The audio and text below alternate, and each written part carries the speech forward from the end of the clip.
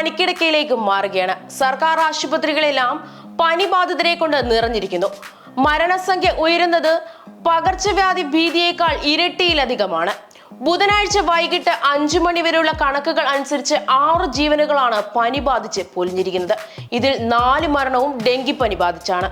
അതും കൊല്ലം ജില്ലയിൽ. കൊട്ടാരക്കര സ്വദേശി കൊച്ചുകുഞ്ഞു ജോൺ, ആയൂർ സ്വദേശി Basheer, Chathannoor saint George UP സ്കൂളിലെ 5ാം ക്ലാസ് വിദ്യാർത്ഥി അഭിഷജിത്ത്, ചവറ സ്വദേശി അരുൺ കൃഷ്ണൻ എന്നിവരാണ് കൊല്ലത്ത് മരിച്ചത്.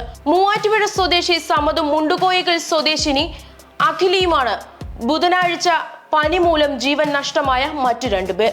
ഇതോടെ ഈ മാസം ഇതുവരെ പനി ബാധിതരുടെ മരണം 38ആയി. ഇതിൽ 22 എണ്ണത്തിനും കാരണം ഡെങ്കിപ്പനി ആയതിനാൽ ജാഗ്രതയുടെ നാളുകളിലൂടെയാണ് കടന്നു പോകുന്നതെന്ന് വ്യക്തം. മരണം പോലെ തന്നെ പേടിക്കേണ്ടതാണ് ചികിത്സ തേടുന്നവരുടെ എണ്ണത്തിലുള്ള വർധനവും. ഈ മാസം 20 ദിവസം കൊണ്ട് പനി ബാധിച്ച് ചികിത്സ തേടിയത് 3/4 ലക്ഷത്തോളം പേരാണ്. ബുധനാഴ്ച മാത്രം 12,876 പേരും രോഗബാധിതരായി. വരും ദിവസങ്ങളിലും പനി വ്യാപനം കൂടാനാണ് സാധ്യതയേറെ. മാലിന്യ നിർമ്മാർജ്ജനം മുതൽ മഴക്കാലപൂർവ്വ ശുചീകരണം വരെയുള്ള അടിസ്ഥാന സൗകര്യങ്ങളിലെ വീഴ്ചയാകാം പനി കാട്ടുതീ പോലെ പടരുന്നതിന് കാരണം.